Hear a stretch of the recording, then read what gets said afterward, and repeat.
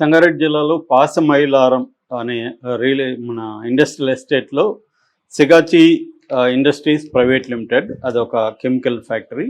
So, pharma సంబంధించి తయారు చేస్తారు. దీంట్లో నిన్న 9 గంటల 38 నిమిషాలకు ఉదయం రియాక్టర్ పేలింది అని చెప్తున్నారు. అది ఏ స్థాయిలో పేలిందంటే అక్కడున్న దగ్గరున్న కార్మికులు 100 అడుగులు ఎగిరి పడ్డారని, మొత్తం 3 అంతస్తుల ఉన్న ఆ ప్రొడక్షన్ యూనిట్ కుప్పకూలిందని, పక్కనే ఉన్న అడ్మినిస్ట్రేటివ్ భవనం కూడా కూలిపోయిందని చెప్తున్నారు. ఆ చుట్టుపక్కల దగ్గరలో ఉన్న నివాస ప్రాంతాలన్నిటికి కూడా దట్టమైన పొగంతా అల్లుకోవడం అవన్నీ కూడా కనిపించింది. సో, దాని తర్వాత ఫైర్ ఇంజన్స్ వెళ్ళాయి. తర్వాత దాదాపు 8 ఫైర్ ఇంజన్స్ పోయి ట్రై చేశాయి. కానీ చాలా టైమే పట్టిందని చెప్తున్నారు. అట్లాగే NDRF national disaster relief force, తర్వాత ఎస్డీఆర్ఎఫ్, హైడ్రా ఇలాంటి పోలీసులు అందరూ కూడా వెళ్ళి రెస్క్యూ ఆపరేషన్స్ చేశారు. ఇదేంటంటే మేజర్ ప్రాబ్లం అక్కడ వాళ్ళు తయారు చేసే దాంట్లో అంటే మైక్రో క్రిస్టలిన్ సెల్యులోజ్ అని ఒక పదార్థాన్ని తయారు చేస్తారు.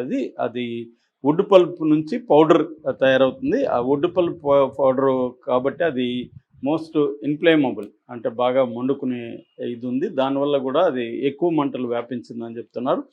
ఇప్పుడు ఏంటంటే ఇప్పటి వరకు అందుతున్న సమాచారం ఈ రోజుకి ఫస్ట్ ఏమో 8 మంది చనిపోయారన్నారు, మళ్ళీ 10 ఇలా పెంచుకుంటూ వెళ్ళారు. ఇప్పటికైతే మనకి అందుతున్న సమాచారం ప్రకారం 37 మంది కార్మికులు చనిపోయారు. ఇంకొక 30-40 మంది వరకు వివిధ హాస్పిటల్లో దగ్గరలో ఉన్న కాకతీయ హాస్పిటల్ కావచ్చు, పటాన్ చెరువులో ఉండే హాస్పిటల్లో, రకరకాల హాస్పిటల్లో ఉన్నారని చెప్తున్నారు. కొంతమంది అసలు హాస్పిటల్లో లేరు, చనిపోయిన డెడ్ బాడీల్లో కనిపించట్లేదు. అసలు ఏమైందో తెలియకుండా వాళ్ళ ఫ్యామిలీస్ వచ్చి అక్కడ రోజిస్తూ ఫోటోలు చూపిస్తూ అందరిని అడుగుతున్నారు. వాళ్ళని ఎవరు పట్టించుకోవట్లేదు. ఏడ్చి ఏడ్చి అలసిపోయి వాళ్ళు ఒక దగ్గర కుప్పగూలిపోయినారు అని బీబీసీ డీటెయిల్ కథనం చూపించింది. సో, అంటే గవర్నమెంట్ సరిగా స్పందించట్లేదు. అక్కడ ఇమీడియట్గా హెల్ప్ లైన్ పెట్టి అక్కడికి వస్తున్న ఫ్యామిలీస్కి కరెక్ట్గా సమాధానం ఇచ్చేవాళ్ళు ఎవరు లేరు అని దాంట్లో చెప్తున్నారు ఆ రిపోర్ట్లో. సో, ఇదొక మేజర్ ప్రాబ్లం. ఎందుకంటే ఇక్కడ పనిచేసే వాళ్ళు దాదాపు 150 మంది వరకు ఉన్నారని చెప్తున్నారు. అందులో ప్రధానంగా ఒడిస్సా, తర్వాత బీహార్ అండ్ ఉత్తరప్రదేశ్ ఈ 3 రాష్ట్రాలకు సంబంధించిన వాళ్ళు ఎక్కువ ఉన్నట్టుగా చెప్తున్నారు. సో, వాళ్ళ ఫ్యామిలీలు వచ్చి అడుగుతుంటే ఏమీ సమాధానం చెప్పలేదు. వాళ్ళకి లోకల్గా ఎవరు తెలియదు. దాంతో వాళ్ళు ఏడుస్తూ అందరినీ అడుక్కునే విజువల్స్ కూడా మనకి చూసాం. సో, అంటే గవర్నమెంట్ సత్వరంగా రియాక్ట్ కాలేదని రేవంత్ రెడ్డి ప్రభుత్వం మీద ప్రతిపక్షాలు కానీ లేకపోతే మీడియా కానీ విమర్శలు చేస్తున్నారు. అక్కడ ప్రజలు కూడా అదే చేస్తున్నారు. అయితే రేవంత్ రెడ్డి ప్రభుత్వం మాత్రం మేము రెస్క్యూ చర్యలు చేపట్టాము, ఇంకా ఎందుకంటే డెబ్రీ కింద కొంతమంది ఉండే అవకాశం ఉంది, దాన్ని క్లియర్ చేస్తున్నాము అని చెప్తున్నారు. సో, దాని తర్వాత సిఎస్ చీఫ్ సెక్రటరీ రామకృష్ణారావు ఆధ్వర్యంలో ఒక హై పవర్ కమిటీ కూడా వేశామని చెప్తున్నారు. దీని మీద అసలు ఇది ఎందుకు జరిగింది, ఏం జరిగింది, ఎలా జరిగింది, ఎంతమంది ఇప్పటికి చనిపోయారు, మొత్తం డీటెయిల్స్ సేకరిస్తున్నాము అని చెప్తున్నారు. ఇది బేసిక్గా ఏంటంటే ఈ సిగాచి ఇండస్ట్రీస్ ప్రైవేట్ లిమిటెడ్ అనేది ఒక private company, but listed company. 1989లోనే national stock exchange and Bombay stock ఎక్స్చేంజ్లో లిస్ట్ అయింది. దీని ప్రమోటర్స్ చూస్తే రవీంద్ర ప్రసాద్ సిన్హా, చిదంబరనాథన్ షణ్ముగనాథన్, అమిత్ రాజ్ సిన్హా, వీళ్ళు ముగ్గురు ప్రధానంగా ఉన్నారు. వీళ్ళకి 45 నుంచి 50% షేర్స్ దీంట్లో ఉన్నట్టుగా చెప్తున్నారు. సో, వాళ్ళ అఫిషియల్గా వాళ్ళ నుంచి ఏమి రాలేదు. అయితే ఇక్కడ ఉన్న యూనిట్ మాత్రం ఇది ఇందాక చెప్పినట్టుగా మైక్రో క్రిస్టలిన్ సెల్యులోజ్ అనే దాన్ని తయారు చేసే యూనిట్ అని చెప్తున్నారు. మామూలుగా ఈ కంపెనీ ఎక్కువగా యాక్టివ్ ఫార్మాస్యూటికల్ ఇంగ్రీడియంట్స్ని ఏపీఐ అంటారు, అంటే మందులు తయారు చేయడానికి కావాల్సిన ఇవి అనమాట, ఇవి ఎలిమెంట్స్, దీన్ని తయారు చేస్తుంది అనమాట. ఏపీఐ మనం ఎక్కువ అమెరికాకి ఎక్స్పోర్ట్ చేసే దాంట్లో కూడా ఈ ఏపీఐ ఎక్కువ ఉంటుంది అనమాట.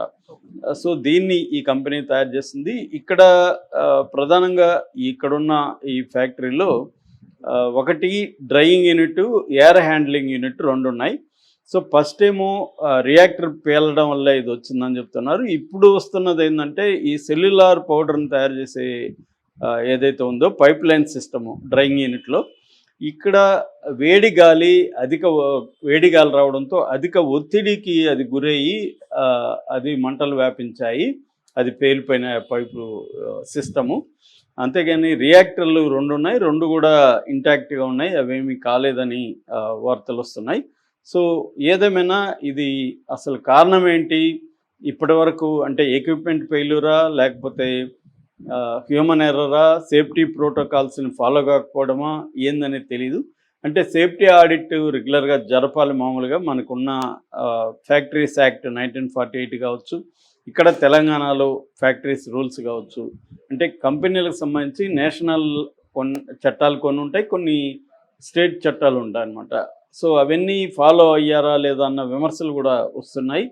ఎందుకంటే సేఫ్టీ ఆడిట్ అనేది ఇంపార్టెంట్. ఈ ఫ్యాక్టరీ డిపార్ట్మెంట్ల దగ్గర తగినంత స్టాఫ్ లేకపోవడం, ఎప్పటికప్పుడు సేఫ్టీ ఆడిట్ చేయడం, కార్మికులకి డ్రిల్స్ కండక్ట్ చేయడం, సేఫ్టీ డ్రిల్స్ ఇవన్నీ కూడా చేయాల్సి ఉంటుంది.